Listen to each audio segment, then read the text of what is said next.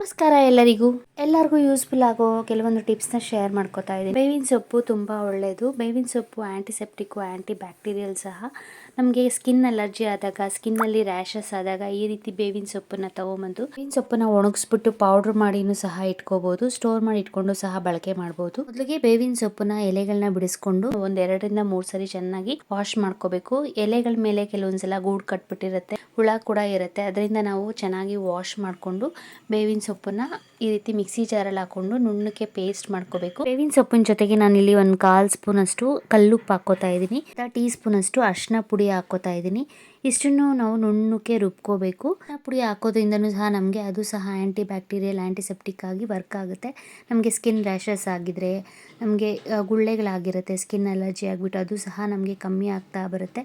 So ನಾವು ಒಂದ್ಸರಿ apply ಮಾಡಿ ಬಿಡಬಾರ್ದು. ನಾವು ಇದೇ ರೀತಿ ಡೈಲಿ ಆದರೂ ಅಪ್ಲೈ ಮಾಡ್ಬೋದು, ಅಥವಾ ವಾರಕ್ಕೆ 1 ಸರಿ 2 ಸರಿ ಈ ರೀತಿ ಅಪ್ಲೈ ಮಾಡಿಕೊಂಡು ಒಂದು ಸ್ವಲ್ಪ ದಿವಸ ಕಂಟಿನ್ಯೂಸ್ ಆಗಿ ಅಪ್ಲೈ ಮಾಡೋದ್ರಿಂದ ನಮಗೆ ಸ್ಕಿನ್ನಲ್ಲಿ ಅಲರ್ಜಿ ಆಗಿದ್ರೆ, ಗುಳ್ಳೆಗಳಿದ್ರೆ, ಸಣ್ಣ ಸಣ್ಣ ಈ ಓವರ್ ಹೀಟ್ಗೆ ಗುಳ್ಳೆಗಳಾಗಿರುತ್ತೆ, ಮತ್ತು ರ್ಯಾಷಸ್ ಆಗಿರುತ್ತೆ. ನಾವು ಗೀಚಿ ನಮಗೆ ನಾವೇಗೆ ತುಂಬ ರ್ಯಾಷಸ್ ಆಗಿರುತ್ತೆ. ಸೊ ಅದು ಸಹ ನಮಗೆ ಕಮ್ಮಿ ಆಗ್ತಾ ಬರುತ್ತೆ. ಇದು ಚಳಿಗಾಲದಲ್ಲಿ ತುಂಬ ಇಚ್ಚಿಂಗ್ ಆಗ್ತಾ ಇರುತ್ತೆ, ತುಂಬ ಡ್ರೈನೆಸ್ ಆಗಿರುತ್ತೆ ಸ್ಕಿನ್ ಎಲ್ಲ. ಸೊ ಆವಾಗಲೂ ಸಹ ನಾವು ಈ ರೀತಿ ಇಚ್ಚಿಂಗ್ ಆಗಿ ನವೆಗೆ ಅಲರ್ಜಿ ಆದಾಗ ಈ ರೀತಿ ಪೇಸ್ಟ್ ಮಾಡಿಕೊಂಡು ಬೇವಿನ ಸೊಪ್ಪನ್ನ ತಂದು ಎಲ್ಲೆಲ್ಲಿ ನಮಗೆ ಅಲರ್ಜಿ ಆಗಿದೆ ಅಲ್ಲಿ ಅಪ್ಲೈ ಮಾಡ್ಬೋದು. ಫುಲ್ ಬಾಡಿಗೆ ಅಪ್ಲೈ ಮಾಡಿ ಒಂದು 10 ರಿಂದ 20 ನಿಮಿಷ ನಾವು ಹಾಗೆ ಬಿಟ್ಟು ಸ್ನಾನ ಮಾಡೋದ್ರಿಂದ ನಮಗೆ ಅಲರ್ಜಿ ಕಮ್ಮಿ ಆಗ್ತಾ ಬರುತ್ತೆ. ಸೊ ಈ ರೀತಿ ನಾವು ಎಲ್ಲೆಲ್ಲಿ ಅಲರ್ಜಿ ಆಗಿದೆಯೋ ಅಲ್ಲಲ್ಲಿ ಆದರೂ ಅಪ್ಲೈ ಮಾಡ್ಬೋದು, ಇಲ್ಲಾಂದರೆ ಫುಲ್ ಬಾಡಿಗಾದರೂ ಅಪ್ಲೈ ಮಾಡ್ಕೊಬೋದು. ನಾನು ಇಲ್ಲಿ ಅಪ್ಲೈ ಮಾಡಿ ತೋರಿಸ್ತಾ ಇದ್ದೀನಿ ನೋಡಿ. ಈ ರೀತಿ ನೀಟಾಗಿ ಪೇಸ್ಟನ್ನು ಅಪ್ಲೈ ಮಾಡಿಕೊಂಡು 20 ನಿಮಿಷ ಎಲ್ಲ ಇರೋಕ್ಕಾಗಲ್ಲ ಅಂದರೆ ಅಟ್ಲೀಸ್ಟ್ ಒಂದು 5 to 10 ಮಿನಿಟ್ಸ್ ಆದರೂ ನಾವು ಈ ಸೊಪ್ಪಿನ ಪೇಸ್ಟನ್ನು ಅಪ್ಲೈ ಮಾಡಿಕೊಂಡು ಹಾಗೆ ಬಿಟ್ಟು ಬೆಚ್ಚಗಿನ ನೀರಲ್ಲಿ ವಾಶ್ ಮಾಡೋದ್ರಿಂದ ನಮಗೆ ಸ್ಕಿನ್ ರ್ಯಾಷಸ್ಸು, ಅಲರ್ಜಿ ಎಲ್ಲ ಕಮ್ಮಿ ಆಗ್ತಾ ಬರುತ್ತೆ. ನೆಕ್ಸ್ಟ್ ಟಿಪ್ ಅಂದರೆ ನಾವು ಬೇವಿನ ಸೊಪ್ಪನ್ನು ಮಿಕ್ಸಿ ಜಾರಲ್ಲಿ ಹಾಕಿ ನುಣ್ಣಕ್ಕೆ ರುಬ್ಕೊಂಡಿರ್ತೀವಲ್ಲ, ಅದು ಒಂಥರ ಕಹಿ ಇರುತ್ತೆ, ಕಸ್ರೆ ಥರ ಇರುತ್ತೆ. ಆ ಮಿಕ್ಸಿ ಜಾರಲ್ಲಿ ನೀಟಾಗಿ ವಾಶ್ ಮಾಡ್ದಿರ ಹಾಗೆ ಡೈರೆಕ್ಟಾಗಿ ಮಸಾಲೆ ಎಲ್ಲ ರುಬ್ಕೊಳ್ಳೋದಕ್ಕಾಗಲ್ಲ. ನಾವು ಈ ರೀತಿ ಕ್ಲೀನ್ ಮಾಡಿಕೊಂಡ್ರೆ ಅದರಲ್ಲಿರೋ ಆ ಕಹಿ ಅಂಶ ಎಲ್ಲ ಹೊಟ್ಟೋಗುತ್ತೆ, ಮತ್ತು ಸ್ಮೆಲ್ಲು ಸಹ ಹೊಟ್ಟೋಗುತ್ತೆ. ಮೊದಲಿಗೆ ನಾನಿಲ್ಲಿ ಮಿಕ್ಸಿ ಜಾರ್ನ ಒಂದ್ಸರಿ ನೀಟಾಗಿ ವಾಶ್ ಮಾಡಿಕೊಂಡು, ಸೋಪ್ ಹಾಕಿ ಏನು ವಾಶ್ ಮಾಡ್ಕೊಂಡಿಲ್ಲ, ಹಾಗೆಯೇ ನಾರ್ಮಲ್ ವಾಟರಿಂದ ವಾಶ್ ಮಾಡಿಕೊಂಡು ಇದಕ್ಕೆ ನಾನಿಲ್ಲಿ ಆರೆಂಜ್ ಸಿಪ್ಪೆ ಇರುತ್ತಲ್ಲ, ಆ ಸಿಪ್ಪೆ ಹಾಕ್ಕೋತಾ ಇದ್ದೀನಿ. ನಿಂಬೆಹಣ್ಣು ಸಿಪ್ಪೆ ಇದ್ದರೆ ನಿಂಬೆಹಣ್ಣು ಸಿಪ್ಪೆ ಹಾಕ್ಕೋಬೋದು. ಈ ರೀತಿ ಕಟ್ ಮಾಡಿ ಹಾಕ್ಕೊಂಡು ಅದ್ರ ಜೊತೆಗೆ ನಾನಿಲ್ಲಿ ಒಂದು ಸ್ವಲ್ಪ ವಿನೆಗರು, ಒಂದು ಸ್ವಲ್ಪ ಉಪ್ಪು ಹಾಕ್ಕೋತಾ ಇದ್ದೀನಿ. ಇಷ್ಟು ಹಾಕ್ಕೊಂಡು ಒಂದು ಸ್ವಲ್ಪ ನೀರು ಹಾಕಿ ಇದನ್ನು ಚೆನ್ನಾಗಿ ಮಿಕ್ಸಿ ಆಡಿಸ್ಕೋಬೇಕು. ಒಂದು 2 ರಿಂದ 3 ಸಲ ಚೆನ್ನಾಗಿ ಇದನ್ನು ಮಿಕ್ಸಿ ಮಾಡ್ಕೊಂಡಾದಮೇಲೆ ನೋಡಿ ಅದರಲ್ಲಿರೋ ಸ್ಮೆಲ್ಲೆಲ್ಲ ಹೊಟ್ಟೋಗ್ಬಿಡುತ್ತೆ.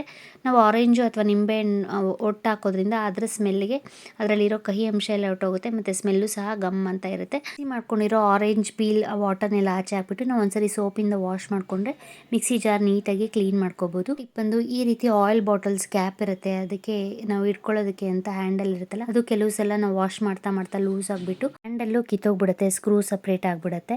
ಆವಾಗ ನಾವು ಈ ಟಿಪ್ಸನ್ನ ಬಳಸ್ಕೊಂಡು ಫಿಕ್ಸ್ ಮಾಡ್ಕೊಳ್ಳೋದ್ರಿಂದ ಹ್ಯಾಂಡಲ್ ಯಾವುದೇ ಕಾರಣಕ್ಕೂ ನಾವು ಎಷ್ಟೇ ವಾಶ್ ಮಾಡಿದ್ರೂ ಕಿತ್ತೋಗಲ್ಲ, ನೀಟಾಗಿ ಫಿಕ್ಸ್ ಮಾಡ್ಕೋಬೋದು. ಅಲ್ಲಿಗೆ ನಾನಿಲ್ಲಿ ಟ್ಯಾಬ್ಲೆಟ್ ಕವರ್ ಇರುತ್ತಲ್ಲ, ಆ ಕವರ್ನ ತೊಗೊಂಡಿದ್ದೀನಿ. ನಾವು ಟ್ಯಾಬ್ಲೆಟ್ ಕಿತ್ತಾದ್ಮೇಲೆ ಆ ಕವರ್ನ ಬಿಸಾಡ್ಬಿಡ್ತೀವಿ ವೇಸ್ಟ್ ಅಂತ. ಆ ಕವರ್ನ ಬಳಸ್ಕೊಂಡು ನಾವು ಹ್ಯಾಂಡಲ್ ಸ್ಕ್ರೂಸ್ ಆಗಲಿ ಅಥವಾ ಈ ರೀತಿ ಆಯಿಲ್ ಬಾಟಲ್ ಹ್ಯಾಂಡಲ್ ಸ್ಕ್ರೂಸ್ನಾಗಲಿ ಟೈಟ್ ಮಾಡ್ಕೊಳ್ಳೋದ್ರಿಂದ ಅದು ಯಾವುದೇ ಕಾರಣಕ್ಕೂ ಬೇಗ ಕಿತ್ತೋಗಲ್ಲ, ಟೈಟಾಗಿ ಕುತ್ಕೊಳ್ಳುತ್ತೆ.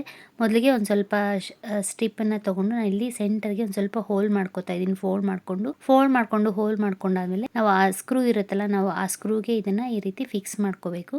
ನೀಟಾಗಿ ಈ ರೀತಿ ಫಿಕ್ಸ್ ಮಾಡಿಕೊಂಡು ಟೈಟಾಗಿ ಹಾಕ್ಕೋಬೇಕು. ಅದು ಕಿತ್ತೋಗದೆ ಇರೋ ಹಾಗೆ ನಾವು ಸೆಂಟರ್ಗೆ ಹೋಲ್ ಮಾಡಿಕೊಂಡು ಈ ರೀತಿ ಫಿಕ್ಸ್ ಮಾಡ್ಕೊಳ್ಳಿ. ಫಿಕ್ಸ್ ಮಾಡಿಕೊಂಡು ಮೇಲೆ ಹೋಲ್ಡರ್ ಇರುತ್ತಲ್ಲ, ಅದನ್ನು ಈ ರೀತಿ ಸ್ಕ್ರೂಗೆ ಫಿಕ್ಸ್ ಮಾಡ್ಕೊಳ್ಳೋದ್ರಿಂದ ಟೈಟಾಗಿರುತ್ತೆ. ಯಾವುದೇ ಕಾರಣಕ್ಕೂ ಅದು ಬೇಗ ಲೂಸ್ ಆಗಲ್ಲ. ಎಷ್ಟೇ ವಾಶ್ ಮಾಡಿದ್ರೂ ಸಹ ನಾವು ಟೈಟ್ ಮಾಡ್ಕೊಳ್ಬೋದು. ಈ ರೀತಿ ನಾವು ಫಿಕ್ಸ್ ಮಾಡ್ಕೊಳ್ಳೋದ್ರಿಂದ ಪದೇ ಉದ್ರಲ್ಲ. ನೋಡಿ ಈ ರೀತಿ ಟೈಟ್ ಮಾಡ್ಕೋತಾ ಇದ್ದೀನಿ.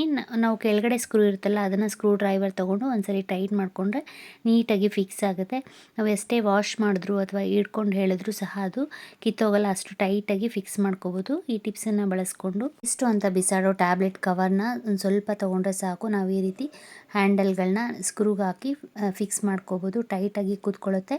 ನೆಕ್ಸ್ಟ್ ಟಿಪ್ ಬಂದು ಇಲ್ಲಿ ಸೀಸರ್ಸು ಕೆಲವು ಸಲ ನಾವು ಕಿಚನಲ್ಲಿ ಯೂಸ್ ಮಾಡ್ತಾ ಶಾರ್ಪ್ನೆಸ್ ಕಮ್ಮಿ ಆಗಿಬಿಡುತ್ತೆ. ಆವಾಗ ನಾವು ಈ ರೀತಿ ಸೀಸರ್ನ ತೊಗೊಂಡು ಕಲ್ಲುಪ್ಪು ಅಥವಾ ಪುಡಿ ಉಪ್ಪು ತೊಗೊಂಡು ಆ ಬಾಕ್ಸ್ ಒಳಗಡೆ ಉಪ್ಪೊಳಗಡೆ ಈ ರೀತಿ ಸೀಸರ್ನ ಮಾಡೋದ್ರಿಂದ ನಮಗೆ ಸೀಸರ್ ಶಾರ್ಪ್ ಆಗುತ್ತೆ. ಈ ಟಿಪ್ಸು ಸಹ ಎಲ್ಲರಿಗೂ ಯೂಸ್ಫುಲ್ ಆಗುತ್ತೆ ಅಂದ್ಕೊಂಡಿದ್ದೀನಿ. ಸೊ ನೋಡಿ, ಈ ರೀತಿ ಕಲ್ಲುಪ್ಪು ಒಳಗಡೆ ಸೀಸರ್ನ ಈ ರೀತಿ ಕಟ್ ಮಾಡೋ ಥರ ನಾವು ಕಟ್ ಮಾಡೋದ್ರಿಂದ ಸೀಸರ್ ಶಾರ್ಪ್ ಆಗುತ್ತೆ. ನಾನಿಲ್ಲಿ ಟ್ಯಾಬ್ಲೆಟ್ ಕವರು ಖಾಲಿಯಾಗಿರೋ ಕವರ್ನ ತೊಗೊಂಡು ಕಟ್ ಮಾಡಿ ತೋರಿಸ್ತಾ ಇದ್ದೀನಿ. ಈ ರೀತಿ ನಾವು ಕಿಚನಲ್ಲಿ ಬಳಸೋ ಸೀಸರ್ನ ಶಾರ್ಪ್ ಮಾಡ್ಕೋಬೋದು ಉಪ್ಪನ್ನ ಬಳಸ್ಕೊಂಡು. ಈ ಟಿಪ್ಸು ಎಲ್ಲರಿಗೂ ಯೂಸ್ಫುಲ್ ಆಗುತ್ತೆ ಅಂದ್ಕೊಂಡಿದ್ದೀನಿ. ನೆಕ್ಸ್ಟ್ ಟಿಪ್ ಬಂದು, ನಾವು ಏನಾದರೂ ಕೆಲವೊಂದ್ಸಲ ಪೌಡರ್ಸು ಅತಿ ತಂದಾಗ ಅಥವಾ ಕರ್ಪೂರ ತಂದಾಗ ಈ ರೀತಿ ಚಿಕ್ಕ ಚಿಕ್ಕ ಬಾಟಲ್ಸ್ ಇರುತ್ತೆ, ಪ್ಲಾಸ್ಟಿಕ್ ಬಾಟಲ್ಸ್. ಇದನ್ನ ವೇಸ್ಟು ಅಂತ ನಾವು ಬಿಸಾಡೋ ಬದಲು ರೀಯೂಸ್ ಮಾಡ್ಕೋಬೋದು. ನಾನಿಲ್ಲಿ ಈ ರೀತಿ ಒಂದು ಚಿಕ್ಕ ಬಾಟಲ್ ತೊಗೊಂಡಿದ್ದೀನಿ. ಬಾಟಲ್ ತೊಗೊಂಡು ನಾನಿಲ್ಲಿ ಸ್ಟವ್ ಹಚ್ಚಿ ಚಾಕುನ ಬಿಸಿ ಮಾಡ್ಕೊತಾ ಇದ್ದೀನಿ. ಚಾಕುನ ಬಿಸಿ ಮಾಡ್ಕೊಂಡಾದ್ಮೇಲೆ ನಾವು ಬಾಟ್ಲ್ ತೊಗೊಂಡಿದ್ದೀವಲ್ಲ, ಪ್ಲಾಸ್ಟಿಕ್ ಬಾಟ್ಲು, ಅದರ ಕ್ಯಾಪನ್ನು ತೊಗೊಂಡು ನಾವು ಸೆಂಟರ್ಗೆ ಹೋಲ್ ಮಾಡ್ಕೊತಾ ಇದ್ದೀನಿ. ನಾವು ಈ ರೀತಿ ಬಿಸಿ ಮಾಡ್ಕೊಳ್ಳೋದ್ರಿಂದ ಈಸಿಯಾಗಿ ಈ ರೀತಿ ಹೋಲನ್ನು ಮಾಡ್ಕೋಬೋದು. ಸ್ವಲ್ಪ ಅಗಲಕ್ಕೆ ನಾನು ಇಲ್ಲಿ ಹೋಲ್ ಮಾಡ್ಕೋತಾ ಇದ್ದೀನಿ. ಈ ರೀತಿ ಉದ್ದಕ್ಕೆ ಹೋಲನ್ನ ಮಾಡ್ಕೋತಾ ಇದ್ದೀನಿ. ಈ ರೀತಿ ಹೋಲನ್ನು ಮಾಡ್ಕೊಂಡಾದ್ಮೇಲೆ ನಾವು ಪ್ಲಾಸ್ಟಿಕ್ ಸ್ಪೂನ್ಸ್ ಇರುತ್ತೆ ನಮ್ಮ ಮನೆಯಲ್ಲಿ, ನಾವು ಕೇಕ್ ತಿನ್ನೋದಕ್ಕೆ ಅಂತ ಕೆಲವೊಂದ್ಸಲ ಏನಕ್ಕಾದರೂ ಏನಾದರೂ ತೊಗೊಂಬಂದಾಗ ಸ್ಪೂನ್ಸ್ ಬಂದಿರುತ್ತೆ. ಸೊ ಆ ಸ್ಪೂನ್ಸ್ನ ನಾವು ರಿಯೂಸ್ ಮಾಡ್ಕೋಬೋದು. ಆ ಸ್ಪೂನ್ನ ತೊಗೊಂಡು ನಾನಿಲ್ಲಿ ಈ ಕ್ಯಾಪ್ಗೆ ಫಿಕ್ಸ್ ಮಾಡ್ಕೋತಾ ಇದ್ದೀನಿ. ನಾವಿಲ್ಲಿ ಆಯಿಲ್ ಸ್ಪ್ರೆಡ್ ಮಾಡೋದಕ್ಕೆ ಬ್ರಷ್ ಬರುತ್ತಲ್ಲ, ಆ ಬ್ರಷ್ ಇದ್ದರೆ ಆ ಬ್ರಷನ್ನಾದರೂ ಫಿಕ್ಸ್ ಮಾಡ್ಕೋಬೋದು. ಈ ರೀತಿ ಸ್ಪೂನನ್ನು ಕ್ಯಾಪ್ಗೆ ಫಿಕ್ಸ್ ಮಾಡ್ಕೊಂಡಾದ್ಮೇಲೆ ಇದನ್ನು ಆಯಿಲ್ ಬಾಟ್ಲ್ ಥರ ಯೂಸ್ ಮಾಡ್ಬೋದು.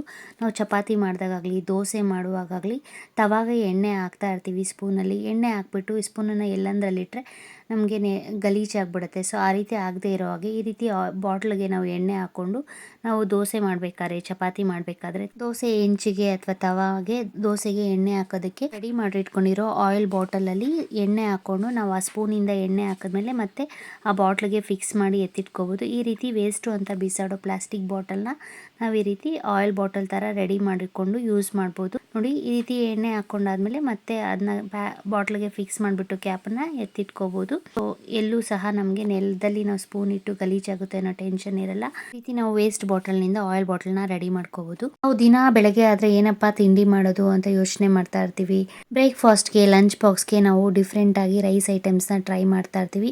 ಈ ರೀತಿ ಚಿತ್ರಾನ್ನ ಮಾಡ್ಕೊಂಡು ತಿನ್ಬೋದು. ಇದು ಬೇಗನೂ ಸಹ ಆಗುತ್ತೆ ಮತ್ತು ಟೇಸ್ಟಿಯಾಗಿರುತ್ತೆ. ಯಾವುದೇ ಟೊಮೆಟೊ ಬೇಕಾಗಿಲ್ಲ, ನಿಂಬೆ ಹಣ್ಣು ಬೇಕಾಗಿಲ್ಲ, ತುಂಬ ರುಚಿಯಾಗಿರುತ್ತೆ. ಮೊದಲಿಗೆ ಸ್ಟವ್ ಹಚ್ಚಿ ಒಂದು ಪಾತ್ರೆ ಅಥವಾ ಬಾಣಲಿ ಇಟ್ಕೊಂಡು ಅದಕ್ಕೆ 1 ಟೇಬಲ್ ಸ್ಪೂನ್ ಅಷ್ಟು ಎಣ್ಣೆ ಹಾಕ್ಕೊಂಡು, ಎಣ್ಣೆ ಬಿಸಿ ಆದಮೇಲೆ ಸಾಸಿವೆ ಹಾಕ್ಕೊಂಡು, ಸಾಸಿವೆ ಸಿಡಿದಾದ್ಮೇಲೆ ನಾನಿಲ್ಲಿ 1 ಹಿಡಿಯಷ್ಟು ಕಡಲೆಬೇಳೆ ಮತ್ತು 1 ಹಿಡಿಯಷ್ಟು ಕಡಲೆ ಬೀಜ ಹಾಕ್ಕೊಂಡಿದ್ದೀನಿ. ಎರಡನ್ನೂ ಕ್ರಿಸ್ಪಿ ಆಗೋವರೆಗೂ ನಾವು ಫ್ರೈ ಮಾಡ್ಕೋಬೇಕು. ಇದ್ರ ಜೊತೆಗೆ ನಾನಿಲ್ಲಿ 1/4 ಟೀ ಸ್ಪೂನ್ ಅಷ್ಟು ಜೀರಿಗೆ ಹಾಕೋತಾ ಇದ್ದೀನಿ. ಜೀರಿಗೆ ಹಾಕೋದ್ರಿಂದ ಚಿತ್ರಾನ್ನ ಟೇಸ್ಟು ತುಂಬ ರುಚಿಯಾಗಿರುತ್ತೆ. ಜೊತೆಗೆ ನಾನಿಲ್ಲಿ 7 ರಿಂದ 8 ಎಸಳಷ್ಟು ಬೆಳ್ಳುಳ್ಳಿ ಹಾಕೋತಾ ಇದ್ದೀನಿ ಚಚ್ಚಿಬಿಟ್ಟು. ಹಸಿಮೆಣಸಿನ್ಕಾಯಿ 7 ರಿಂದ 8 ಖಾರಕ್ಕೆ ಹಾಕ್ಕೊಂಡು, ಕರ್ಬೇವಿನ ಸೊಪ್ಪು ಹಾಕ್ಕೊಂಡು ಇಷ್ಟನ್ನು ಎಣ್ಣೆಯಲ್ಲಿ ಫ್ರೈ ಮಾಡ್ಕೋಬೇಕು. ಇಲ್ಲಿ ನಾನು 1 ಈರುಳ್ಳಿನ ಉದ್ದಕ್ಕೆ ಹೆಚ್ಚಿಟ್ಕೊಂಡಿದ್ದೆ. ಆ ಈರುಳ್ಳಿನ ಹಾಕಿ ಈರುಳ್ಳಿ ಸ್ವಲ್ಪ ಲೈಟ್ ಬ್ರೌನ್ ಕಲರ್ ಆಗೋವರೆಗೂ ನಾವು ಎಣ್ಣೆಯಲ್ಲಿ ಫ್ರೈ ಮಾಡ್ಕೋಬೇಕು. ರುಚಿಗೆ ತಕ್ಕಷ್ಟು ಉಪ್ಪು ಹಾಕೋತಾ ಇದ್ದೀನಿ. ಉಪ್ಪು ಹಾಕೋದ್ರಿಂದ ಈರುಳ್ಳಿನೂ ಸಹ ಬೇಗ ಫ್ರೈ ಆಗುತ್ತೆ. ಈರುಳ್ಳಿನ ಫ್ರೈ ಮಾಡ್ಕೊಂಡಾದ್ಮೇಲೆ ಇದಕ್ಕೆ ನಾನು 1/4 ಟೀ ಸ್ಪೂನ್ ಅಷ್ಟು ಅರಿಶಿನ ಪುಡಿ ಹಾಕೋತಾ ಇದ್ದೀನಿ.